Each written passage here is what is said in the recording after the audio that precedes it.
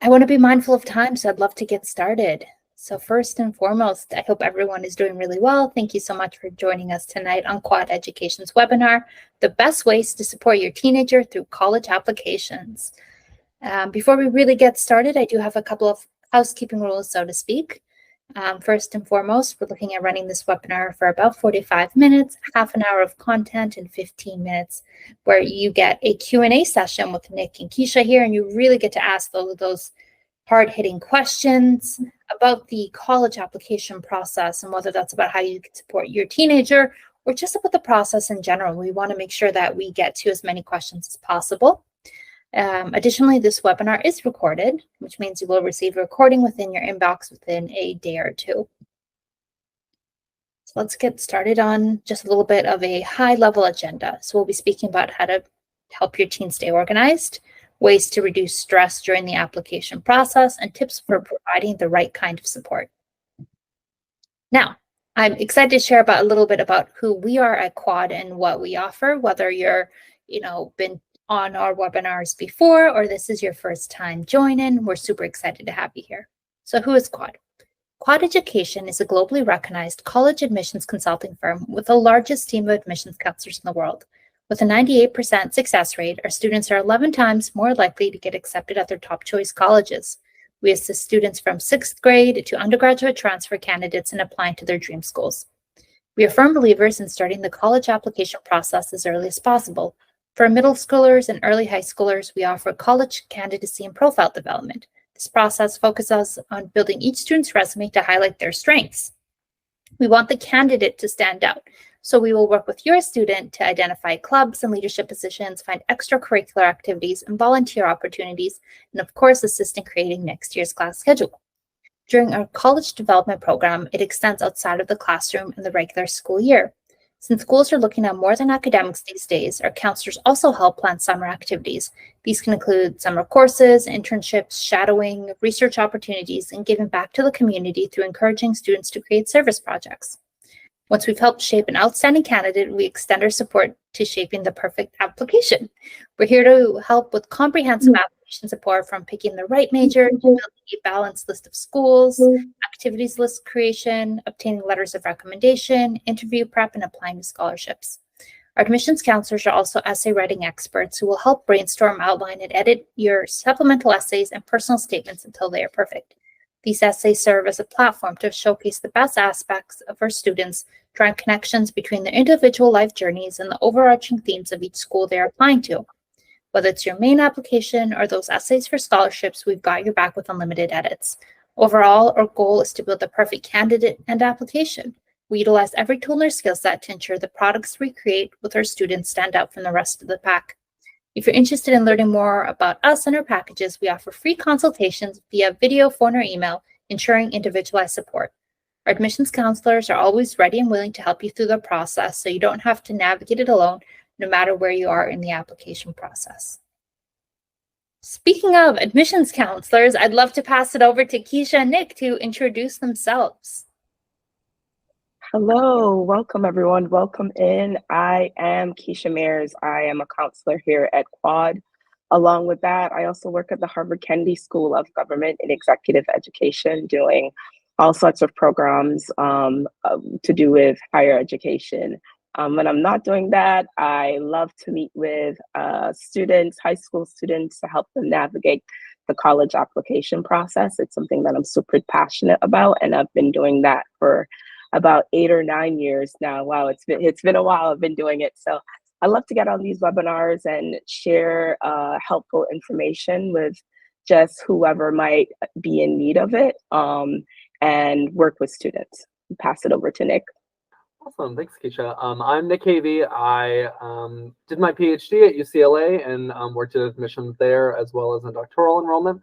And now I'm the director, outside of being a counselor with Quad, I'm the director of research for the American Association of Colleges of Nursing, leading nationwide enrollment and graduation and retention research efforts in the field of nursing. So just like Keisha said, I really like working with students. I also teach when I'm not at work, and I'm just always happy and excited to talk with students about their higher education journeys and what they're hoping to get out of things.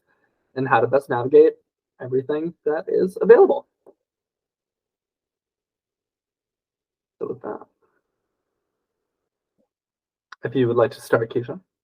Sure. Okay. So we're going to spend a lot of time, talking about how we can help your team stay organized and the importance of organization. I think this is one of the key factors and something you'll hear both Nick and I speak about a lot as we move through the presentation, because this is one of the key things I feel like that helps reduce the amount of stress that teams might be feeling as they go through this process.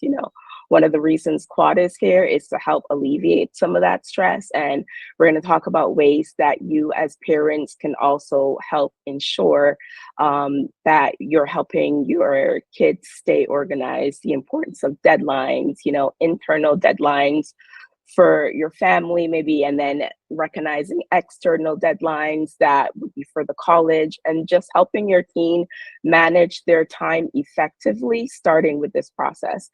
Yes, they've been doing that all of high school, but with the new kind of challenge that comes with applying for college, and then the process of actually going off to college, this is a time to really start helping them flex their organization skills, right? So making sure they have a good foundation for that. Yeah, and just to add to that, I think this is really a time to start or just follow up on the idea of intrinsic motivation, and that this process, like a lot of future life processes, is going to be one where the only person that's upset that you miss a deadline is you. Admissions counselors are not reaching out and saying, oh, we saw an incomplete application in the portal, all you have to do is submit that one essay. That is not happening. So just, taking an early lead and supporting with, time management and organization is key. So alongside organization, this is also a very stressful period. I know I've worked with a lot of students, and Keisha, I'm sure you've worked with a lot of students as well, that get just really overstressed and overburdened with everything that got going on when they're applying to college. And managing application stress, for me, is something that starts well in advance of the application deadline window. So obviously, the college application process is a time-consuming and burdensome process for both applicants and their parents, and encouraging an approach that, balances both the time that you need to spend and also, what you can sacrifice. What do you need to apply to 30 schools, or can you apply to 25? Can you apply to 20? Can you narrow those down? Can you, back burner a few? Just setting up healthy boundaries and sort of those checkpoints. And then circling back to the previous slide, really setting what I like to do is set like flex deadlines and goal deadlines, where we can say, hey, let's try to have this by Monday, but it's really not due until the next Monday, because if we get it that previous Monday, we're going to be in a much happier place. You're going to be able to go to, the opening night of your friend's play or that football game that you wanted to go to. And then you're just, as the slide says, addressing stress proactively, and really just starting early and helping your students stay focused and stay motivated to get ahead of the game is really going to help them in the late game. Yes. When it comes to providing the right kind of support, let's talk about that a little bit. Being a listener. So at this time, your teen is really going to have to start being able to express themselves more openly. And sometimes that can be hard or feel challenging to do with parents, to tell you guys what is actually going on versus what you want to hear. So what I always suggest to parents is ask, be a listener and be curious about what's going on with them. Ask them probing questions to kind of get the truth out of them in a way that doesn't make them feel like defensive, because what you don't want to do at this time is for them to get into a really stressful situation. Maybe a deadline has been missed and they don't feel like, oh my gosh, am I going to be in trouble? I don't know what's going to happen, right? So how can I go to my parent with this? I've done something has happened. So really engaging in active listening and understanding what is going to be helpful for them, because sometimes what we think is going to be helpful for them isn't necessarily what they need in that time. So we really have to listen to what they need, what they want, what would be most helpful for them during this situation. And just as the slide says, offer guidance, not control. You know, as they're most of them, you know, seniors in high school right now, and this transitional period is so important because it's time to start really displaying that independence, and that requires, you know, from the parental end to really say, let's continue to guide you in the right direction, but you also need to have agency over your life and start taking control and understanding that, okay, these are the decisions that I have to make and continue to make to be successful, you know. And as Nick said, that intrinsic motivation, really tapping to understanding what their intrinsic motivation might be and how to sustain it during this process. Yeah, and I think just one other note on this slide, I really like the phrase without offering immediate solutions. I think this is something that just comes to you through maturing. But one thing that I found really helpful with my students is just, you know, the simple phrase of, do you want me to start suggesting action items, or do you just want to talk to me about this and have me listen? Because a lot of the times your students are just going to want to vent or express a concern or express a frustration without a clear, you know, bulleted list of action items. And just, you know, being open and flexible can really help them realize what they need moving forward.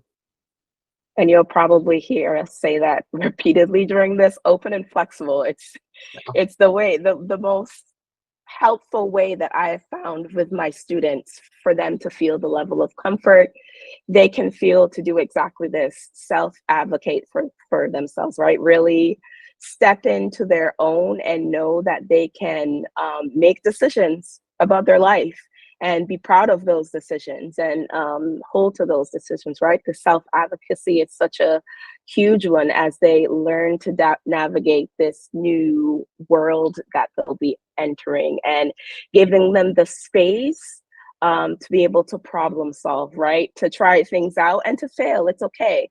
You're in a safe space where success won't be guaranteed every time. And what can we take from these failures that might be occurring? What can we learn from these challenges?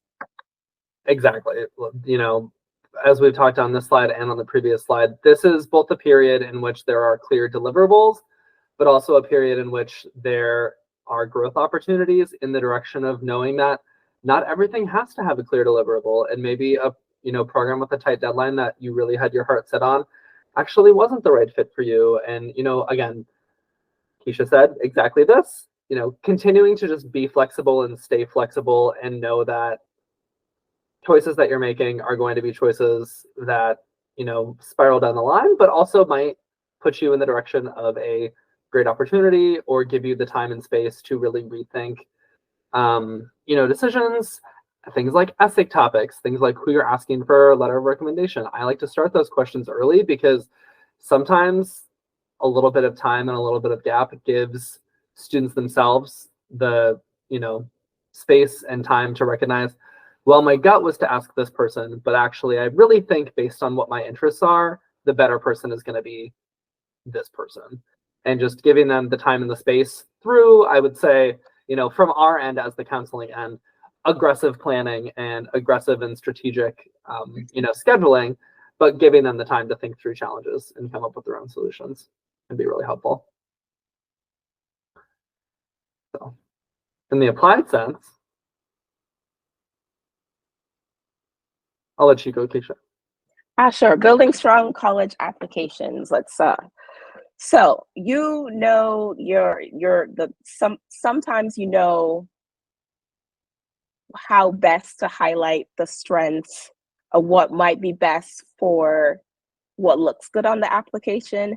And I think in this process, it's really good to allow students to come to that to see those things in themselves and help them get there if needing. So showcasing their strengths, making sure the things that you're encouraging for them highlights what they really feel like is their unique strengths and achievements, and not just what they feel like would be good to put on the application, but they genuinely believe in, and helping them get to a space where they're like, oh yes, I can see this for myself, and I believe that, and I can highlight that in my application.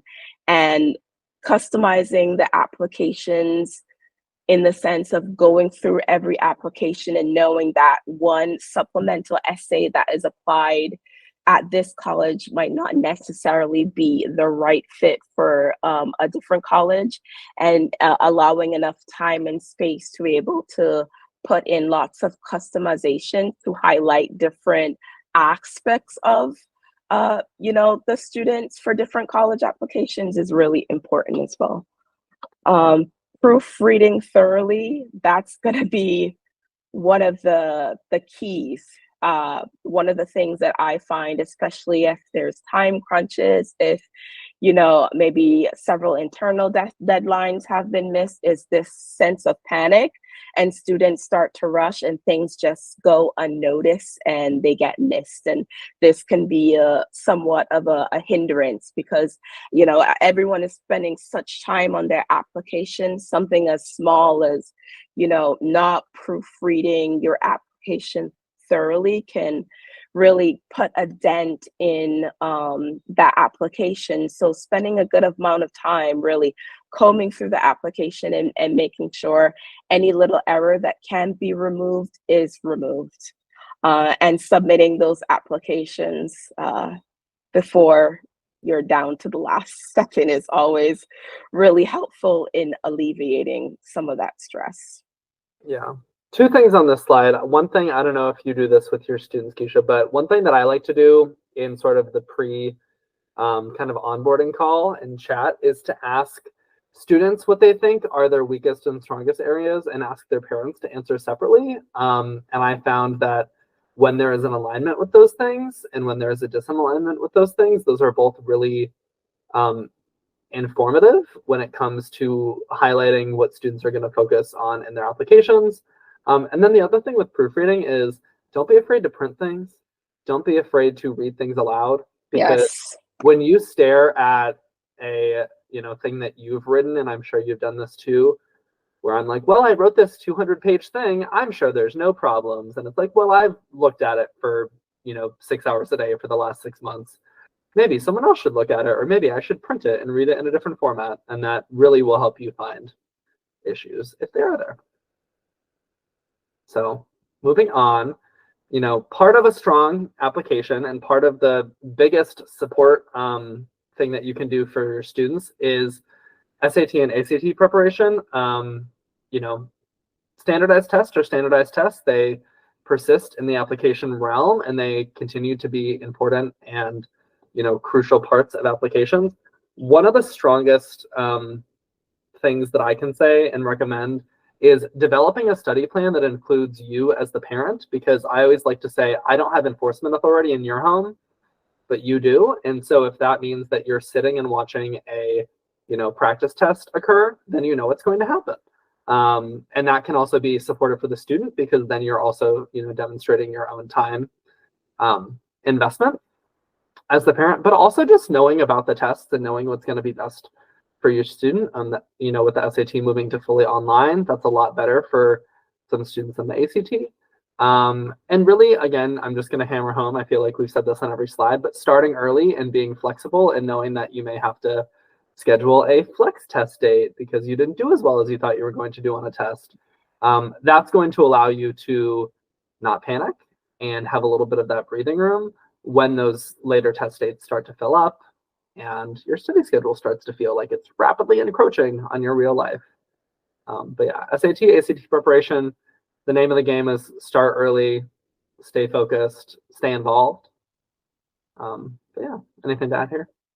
I also like to tell my students as they develop their study plan, and how we can contribute to that is really developing a study plan that helps them manage the stress and anxiety of taking a test as well, right? So what are you doing during the test? Are you stopping maybe every 1 hour and just saying, I'm going to take 30 seconds to just do deep breathing?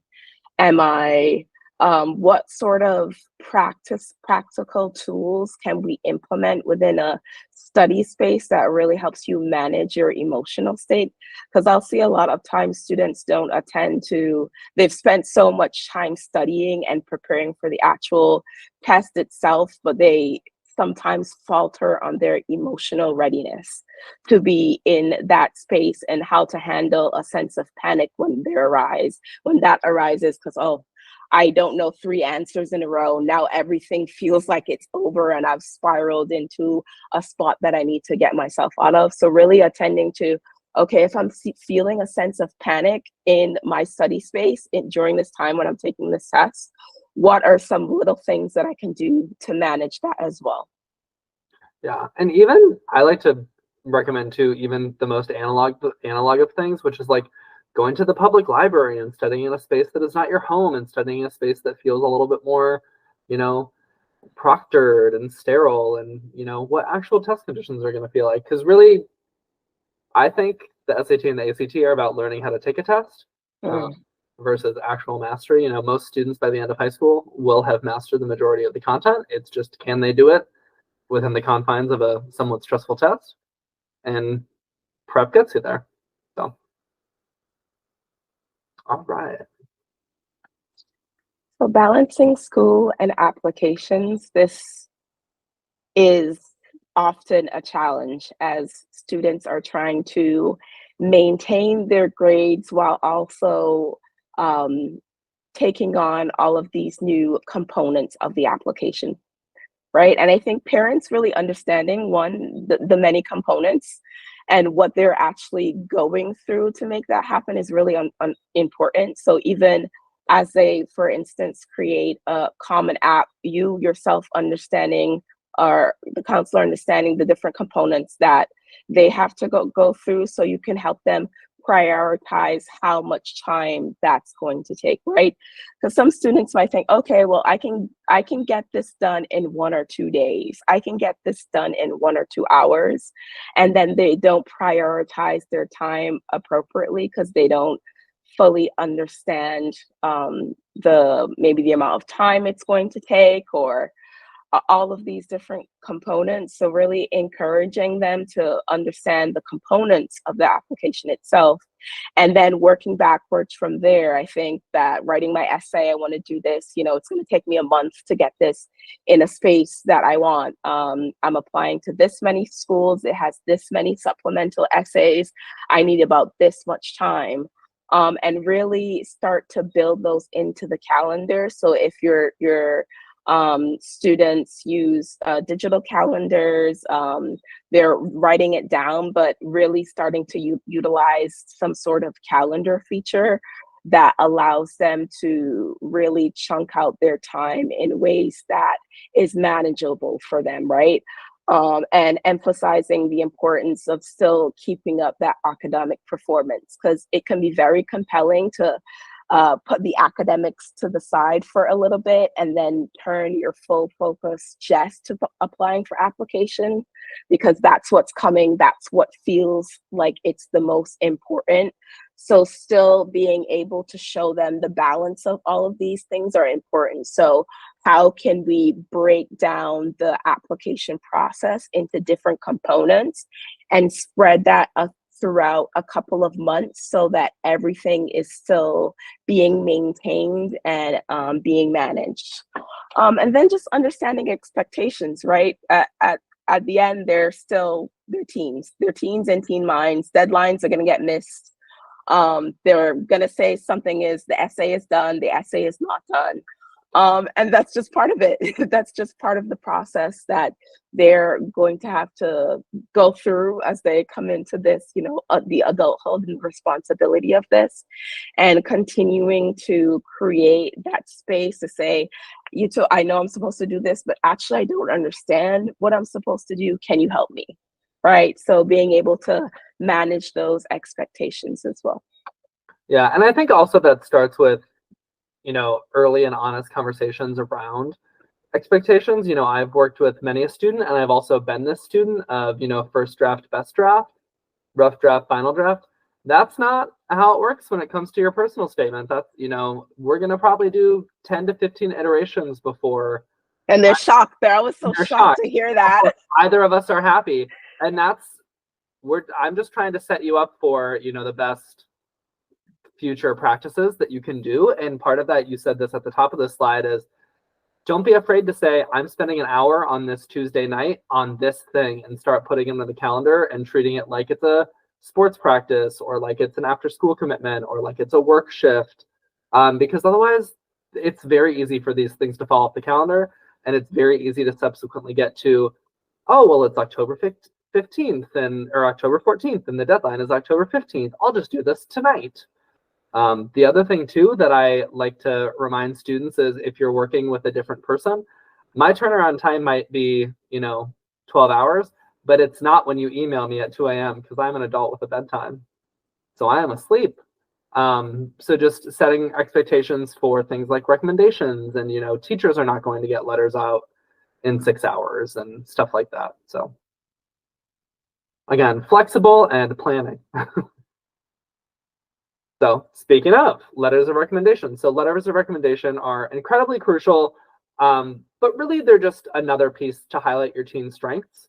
And one thing that I like to say is that you never want to be the last person to ask for a recommendation letter, and you never want to be a person asking for a recommendation from someone that is a little confused about why you're asking for a recommendation from them. So the keys are really to ask early, to provide recommenders with whatever information, the most information you can. Not everyone's going to want to read a personal statement.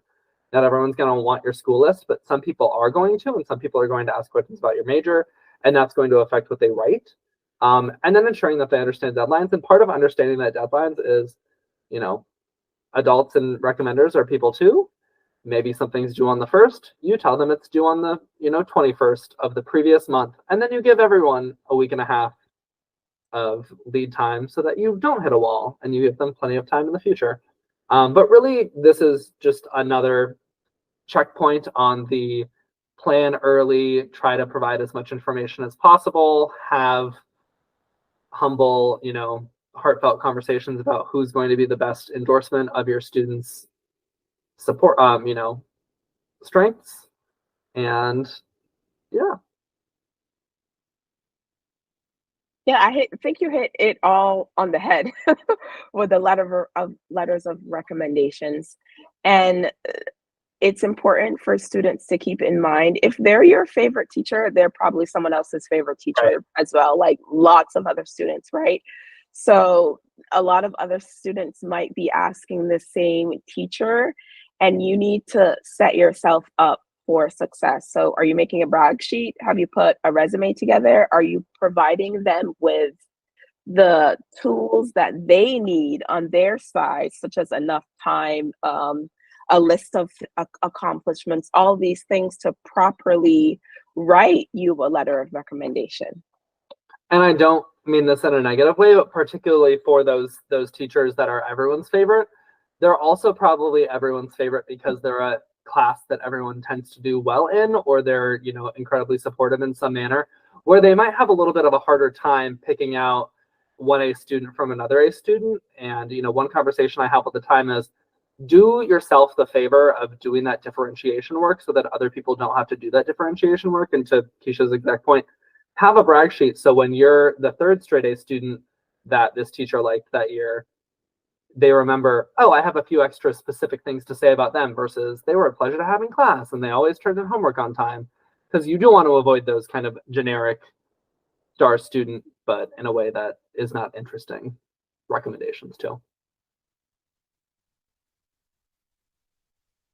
All right, we're going to pass to Andrea. I'm popping in really quickly to see how everyone is doing, to see if there's any conversations being had in the chat, if there's any sort of questions we can answer thus far. We pop in. So I don't actually see any questions thus yet, but we would absolutely love to hear from you. We do have a question and answer period at the end of this webinar, so definitely make sure to get in all of your questions. So either Nick or Keisha or both of them, so we can get them answered for you and really make the most out of having these two wonderful individuals on this call. With that being said, I will let you two carry on. And again, don't hesitate to type in your questions into the chat box.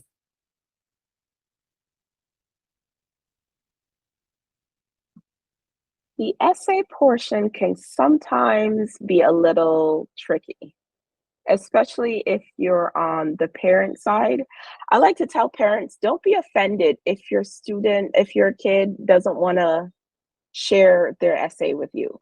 Just make sure that they're getting the feedback that they need so that that essay is where it needs to be. Sometimes as teens learn how to express their true voice and talk about a personal experience, and do it in a way that feels authentic and compelling to them, that doesn't feel necessarily like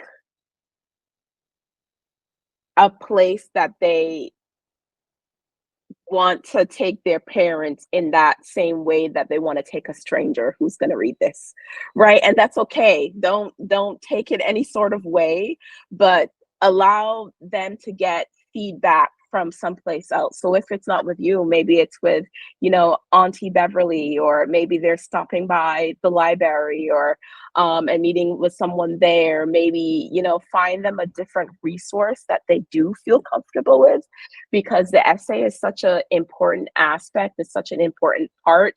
You really want to show up and encourage them to be as authentic as authentic as they can be in their voice. And sometimes a hindrance can be having to show it with like a person who is so close to them. So get them the feedback that they need. Offer feedback if they do choose to share your essay with you. But I like to encourage parents to do this in a way that is neutral. And that whatever you read in that essay, it shouldn't be something that's taken like personal. Do it in a way that is going to be helpful for them to get the essay in to the position that it needs to be. And I will just to add, you said everything I would have said. Just to add, sometimes their essays will be about you, and they won't want you to read it, and they won't want your feedback. And so just being open and responsive to that reality, because I know I've had several students where they're like, thank you for reading and having an opinion on this, because I can't show my mom this because she'll cry, but it's how I feel, and a narrative arc that I wanted to advance. So yeah. All right, and then college visits. So college visits can be a great time to really get a feel for a campus, a student experience.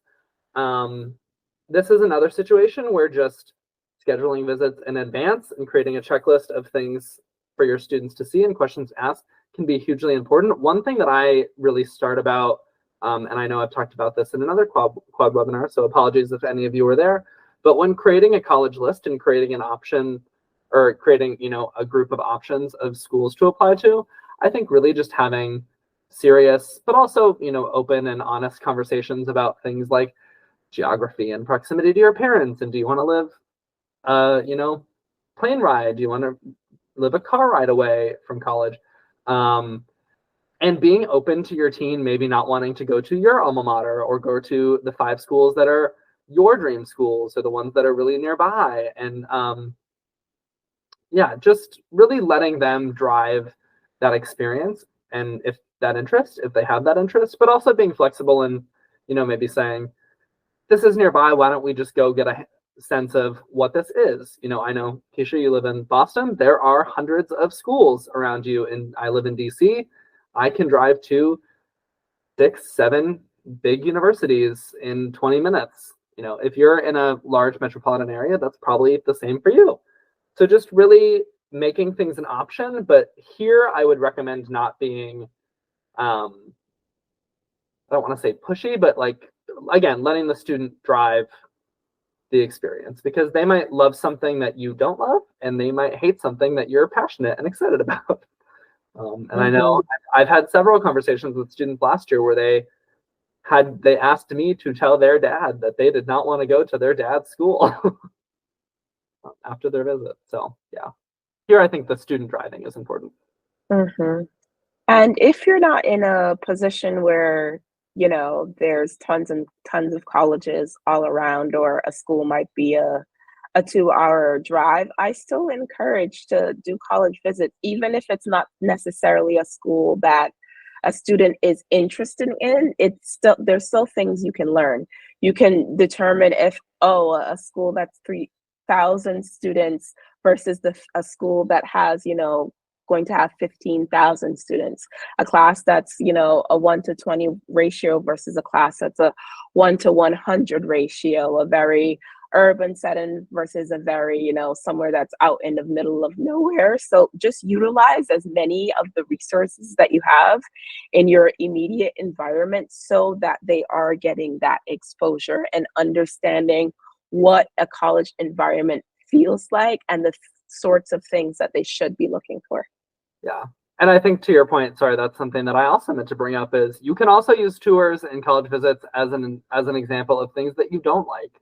For instance, NYU and Columbia and Northwestern are great schools. I've had students do visits of those this year who grew up in the suburbs their whole life and said, yeah, I don't think I can go to college in downtown Chicago or downtown New York. Like, that was very stressful for me. And so just getting a handle on, you know, what the options are. So.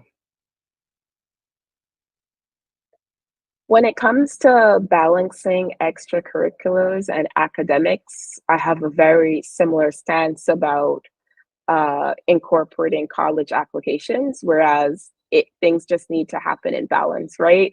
And I think it's important for teens to create schedules, and then, you know, for counselors, for parents to really check in to see if what they're doing is manageable.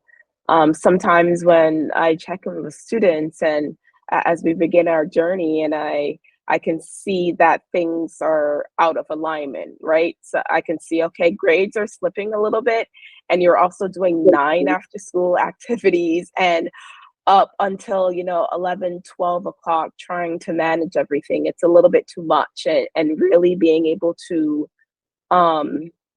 create a sense of balance when they're doing all of these various things, and making sure they're doing these extracurricular activities because there's things that are adding to their life. They're things that they enjoy, that we're not doing things just because they look good on a college application, because then when you go to write about these things and express your connection to these things, that is what's going to come across.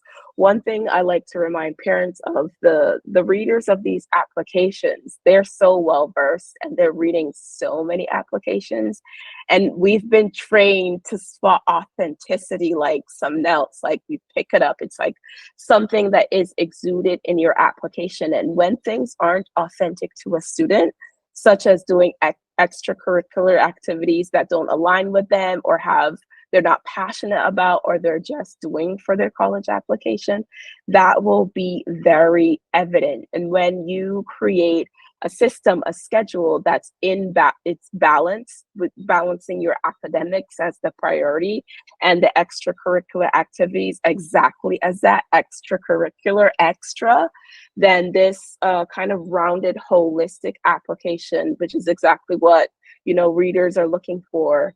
It's what's going to come across for these colleges that are interested in students.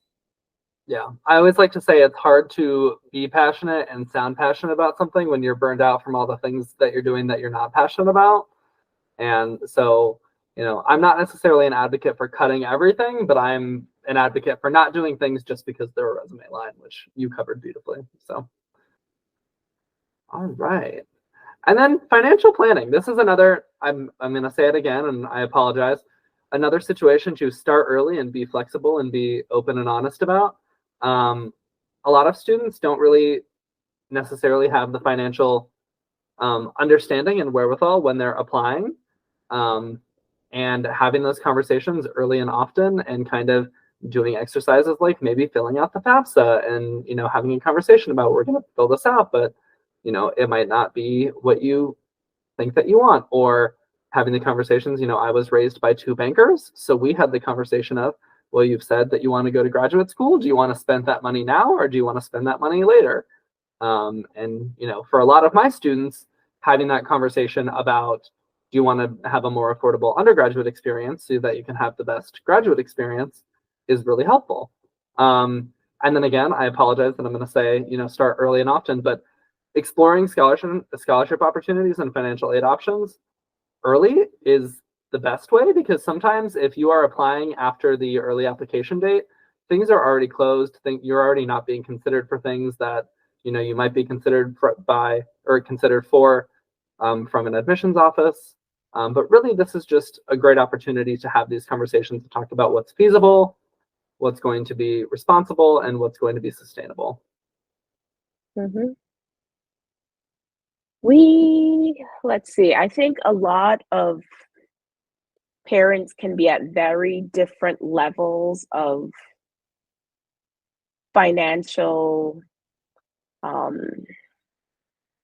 guidance and sharing with their students. And I've worked with all types of parents, some who have a very limited understanding of how much it will cost to go to school, and some who've already, you know, put students through a kid through college, so they know what to expect. It is very important for you as a parent to understand, so you can explain it to them. So you can give them the sort of guidance. This is what tuition, this is what the fee is. This could be happening, you know, ever so often. Along with the tuition fees, we also have to think about, you know, X, Y, and Z. So really bringing them into that conversation. Because for some, up to now, they might not even know how much, you know, basic groceries cost and how much it will cost to sustain themselves when they leave the nest, right? So it's not just you're doing this financial planning to make sure you can afford to go there. Yes, but they need this type of understanding so they know how to manage their budget when they actually get there. Like, I have, you know, this much to spend throughout the semester and X, Y, and Z. So introducing them to all of these different concepts that they have to know and understand now as early as possible. Exactly.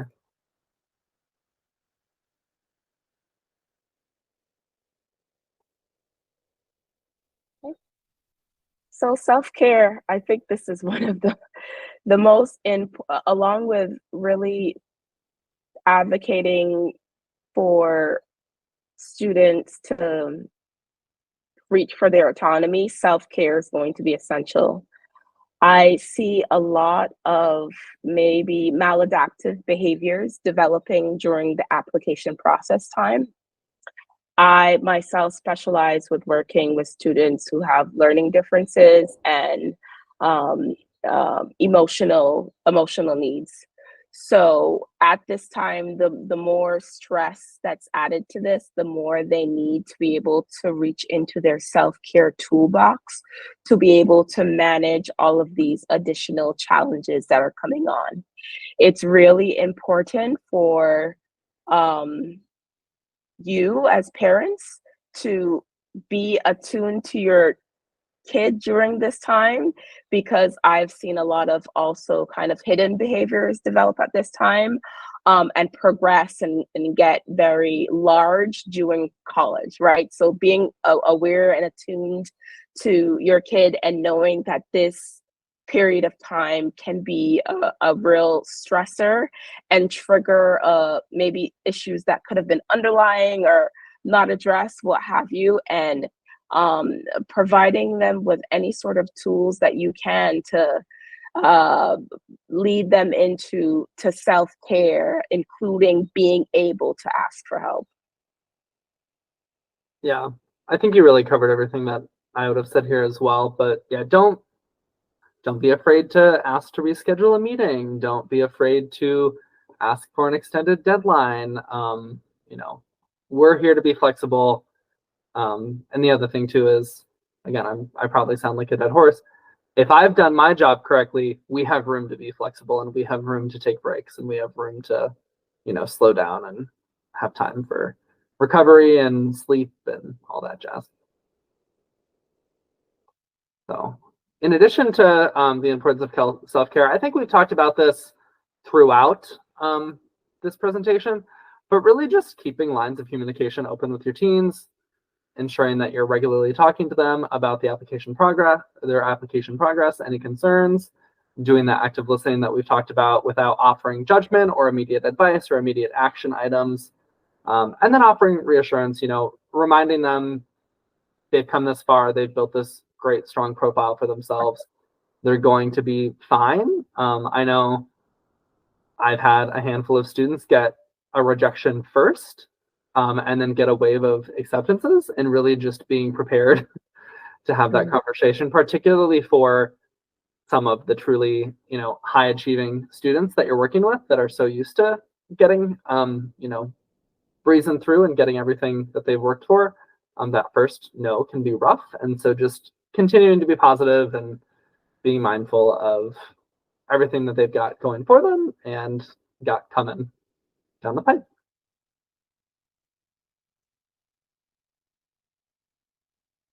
And we've covered some of this as well, but part of this application process is just going to be, not getting into all the schools. The rejection and the failure is a part of it, but reminding them that it's normal, right? That's why we encourage putting a balanced list together and liking all the schools that you've put on that list, so that it helps mitigate some of this strong feeling that might come from being rejected from a school that you might have felt was, the one. And focusing on the positive. When you create a balanced list with schools that you feel very excited about, schools that you feel like could be a good match for you, one rejection isn't going to end it all, and really celebrating the successes that come in all different forms. So celebrate finishing the essay, celebrate putting the activities list together, celebrate that the SATs are done and you don't have to, they don't have to study it for it anymore. Putting all of these small little moments of success and celebration, and noting that it might be slow, but it's happening. It is super important to handling the rejection and setbacks that can occur. Exactly. All right. And then again, Keisha just covered all these points. Celebrate those small wins. Celebrate, taking your first SAT, submitting your first application. Stay motivated. Encourage reflection. I've had a lot of conversations with students, and I plan to have a lot more about, maybe what you thought was going to be best for you isn't what turned out to be best for you, and that's okay. And here's why, and let's talk about that. I think circling back to our slide about campus visits, I've had students set their eyes on large schools after attending a small, elementary, middle, and high school, and be freaked out by a campus with 40,000 students and decide, okay, well, after my campus visit, I'm no longer, feeling really energized about that. And having that time to reflect helps them maintain a positive outlook. So. And part of helping to maintain that positive outlook is having a support network that students feel like they can rely on, and finding the various ways to make that happen. So if they aren't already utilizing their school resources, going to the counselor, if there's a specific college advisor, if there's a specific, guidance person at the school, whatever resources that might be available at the school or in your surrounding community that can help them with this is super important. Make sure they're, still engaging with their peers, and sometimes forming groups after school. They can study together, whether it be for the SATs or meeting up with a couple of friends and just brainstorming ideas for their essay. There's all sorts of different ways that they can, utilize the support of their peers around them to make sure that they're feeling supported and staying on track. And then seeking external support if they need that. Connect with Quad, connect with an admissions counselor that can help them alleviate some of that stress. There's lots of local workshops that are often happening, 1 or 2 part series that can teach some of this information. I've seen many that are for free. There are various mentorship programs that they can apply to that are also oftentimes at cost as well. So looking, searching on Google, searching online, and finding different external support systems that can make sure that they're feeling like they're getting what they need to be successful in this arena. Yeah. And I think this is just another opportunity. I think this is just another opportunity here to remind your students that they are not really competing with their peers as much as they're all, playing the same game. And, one thing that has really strengthened on previous students' applications is just connecting with their friends about what they think their strengths are and what, they find exciting and interesting about them, because that's been really energizing in the hump of, I don't know what to write about for my 15th supplement, where I'm having to think of a new thing to talk about myself. And really just knowing that, like, sometimes your peers who might feel like they're in competition with you because you're in the same age bracket are also your friends and also, have positive things to say about you. And it can be excellent sources of support. And then again, I think we've talked about this throughout the presentation, but really just defining clear objectives, setting realistic goals. I like to do the classic SMART goal, measurable, attainable, realistic, time bound goals that are specific. That's the S. Sorry, I missed it. But really just saying, and particularly breaking things up. I know I've had a handful of students that have done things like write on their to-do list, apply to USC. Well, what are all the components of applying to USC? Because it's 12 separate things. Let's request a recommendation letter, upload your extracurriculars, download your transcript, upload your transcript, write those essays. So setting those specific achievable goals is really going to help them. And then just, again, as I've said earlier, Keisha and I don't have an enforcement authority in your house. We can't say, no, you can't go to the movies tonight. You've got the SAT tomorrow. You do. So monitoring their progress and just ensuring that they're, going to stay on track is key. Yeah, I think Nick, you hit it all. The waiting period can sometimes feel as challenging to students as going through the application process themselves, because now things are out of their hands. It's all done and they don't know what to do with themselves. It was super busy with this extra component in their life that they were attending to, and now this extra component has been wrapped up and they're waiting to see what the results are going to be. And I really encourage students to start picking up things they might have had to put down in order to make space for this application process. So if before you were pursuing hobbies and going to pottery every Tuesdays and Saturdays, or, going surfing, twice a week, or whatever that thing is, now that there's some more room in your life again, start going back into those hobbies. Start, is there a reading list that from a particular class from college, a college course that you might have sat in on your tour that you want to start examining 1 or 2 books from that? There are all of these different ways to keep students, they should be engaged in themselves without burning themselves out, right? So appreciate that you've now finished this process and enjoy the space and time that you have, but you can also engage in all of these different ways to not have it feel so heavy as you wait to find out what the results are. Yep, I think that's all great. And here we are at the end, and I'll pop back to Andrea. Hello. Awesome. You know what? I think that often enough, obviously I sit through all of these webinars, but often enough, there's certain topics that really resonate with me a little bit more. And this is one of those things where I wish I had my parents sit in. I doubt they sat in on a single webinar, but I wish they had sat in on one of these. And I wish these are the kind of conversations that would have been held, because I know from my own experience, it would have changed my college experience drastically. So I'm glad that we are having these sort of conversations. We are over time, so I want to be mindful. I don't see any sort of questions in the chat, but I want to allow our audience maybe another minute to pop in a question or two. And if they don't have any questions, I think we'll be able to just end it then. Sound good? Great.